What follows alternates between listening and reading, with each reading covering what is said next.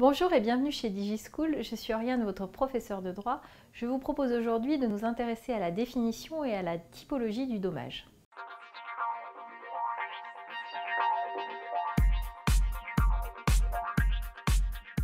Le dommage, c'est une atteinte aux droits d'une personne, c'est un préjudice qui va être subi par une personne du fait du comportement fautif ou non d'une autre. Alors, la condition nécessaire à la mise en œuvre de la responsabilité, c'est le dommage. Pour pouvoir mettre en œuvre une responsabilité civile, il faut qu'il y ait eu un dommage. Alors, on distingue plusieurs types de dommages. On distingue d'abord le dommage patrimonial du dommage extra-patrimonial et on distingue également le dommage corporel du dommage matériel ou moral. Alors, intéressons-nous d'abord au dommage patrimonial ou extra-patrimonial. Le dommage patrimonial, c'est un dommage qui va affecter le patrimoine d'une personne, c'est-à-dire ses biens. C'est un dommage qui est facilement mesurable et qui est facilement évaluable en argent.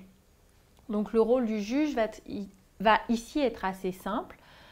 J'évalue la perte qui a été causée par le dommage et du coup, je peux évaluer le dommage qui a été subi.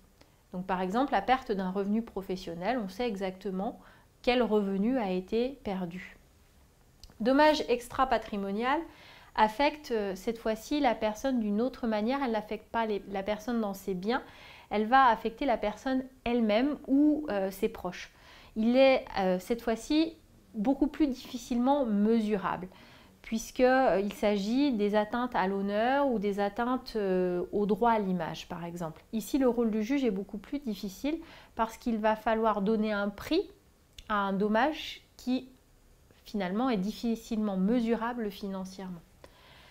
Alors un dommage patrimonial est par exemple un dommage matériel et une partie des dommages corporels que nous allons voir. Dans les dommages extra-patrimoniaux, on inclut les dommages moraux et une partie des dommages corporels. Deuxième distinction, celle que l'on peut faire entre dommages corporels, dommages matériels et dommages moraux. En ce qui concerne les dommages corporels, il consiste en une atteinte à l'intégrité physique de la personne. Une personne a été blessée dans un accident, elle a subi un dommage corporel. En ce qui concerne les dommages matériels, il s'agit des atteintes aux droits de la victime qui ont entraîné un appauvrissement de celle-ci. Donc par exemple, dans un accident de voiture, votre voiture a été cassée, eh bien vous avez subi un dommage matériel. Dommages moraux, ce sont les atteintes aux droits d'une personne qui n'entraînent pas d'appauvrissement. Alors ces dommages peuvent concerner les sentiments de la personne.